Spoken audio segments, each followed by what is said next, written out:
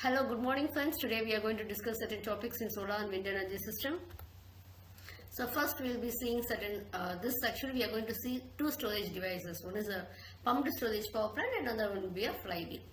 So actually this is a pumped storage power plant. Okay. So what we are going to do here? Let us see now.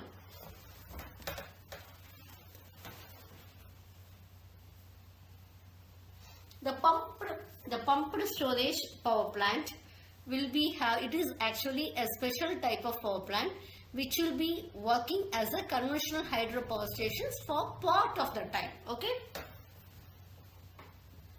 So it will not be working for the full time. It will be working for part of the time. Okay. So actually we know very well in a hydroelectric power station water is stored behind the dam in a reservoir. Okay.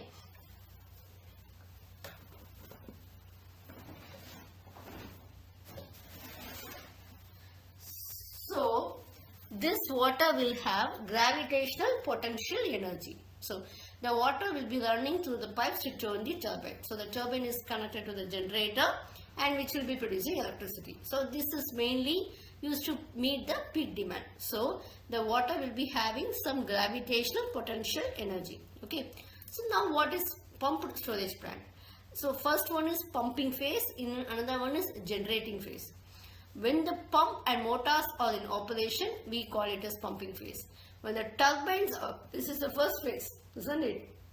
In the sense, the pumping, water is being pumped. Second one, after the water is being pumped, the turbines and generators and electric power is being generated, that is called as the generating phase. At pumped storage hydroelectric stations, water is pumped back into the reservoir when there are periods of low power demand. Okay, so we need not to work over it. So it is being back into the reservoir. This is often when there is excess energy is produced. So this stores energy, and during high demand periods the water can be allowed to flow back down to produce electricity just like a normal power station. So this is used for saving the energy and can be turned on quickly at times of peak demand. So these are very essential. Next one. Okay. High level, this is a diagram which is depicting how your pumped storage will be acting. So you can see that you have a low level reservoir, you are having a station over there. Okay, so what happens, you can see the arrow mark which is tracing upwards, which indicates the flow of water during the pumping, that is at low electricity demand. Okay, now this potential energy is equal to mgh. We always know the potential energy is directly proportional to the height or the elevation. Okay, whenever the height of head of water is high, you will get a high amount of potential energy. Okay, so this due to this what happens here, during the pumping period, during the low electricity demand, the water is pumped there. And when during the generating phase or when there is a peak of demand, the flow of water is in the downward direction to generate this electricity. Okay, so this is the principle behind your pumped storage plant. Okay. So what advantages? There will be no pollution or no waste. It's renewable. You're just pumping the water here and there. It's renewable. Can pick up loads rapidly in a matter of few minutes. It's very reliable because we can release the water to make the energy when we need it. We are releasing the water again and again, we are using it. Okay, disadvantages? It's having some effect on landscape, isn't it? See, actually, the water, this is always available resources only. But once we are pumping, you can't use it again and again.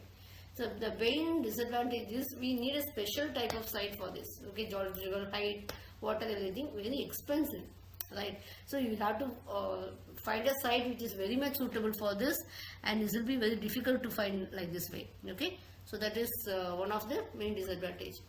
Another storage device is flywheel. Everything in mechanical components you would have learned. So it's a rotating mechanical device that is used to store rotational energy. It is used in machines which will be using as a reservoir for storing the energy. Okay. So conversely, a flywheel releases stored energy by applying torque to a mechanical load, thereby decreasing the flywheel's rotational speed. Okay. So in this way, the flywheel will be storing the energy that is needed. So that the stored energy will be used when there is peak demand. Okay, when there is less demand, it will be stored in the flywheel or any other storage device. Okay, so that it will be able to meet the demand fluctuations. Thank you.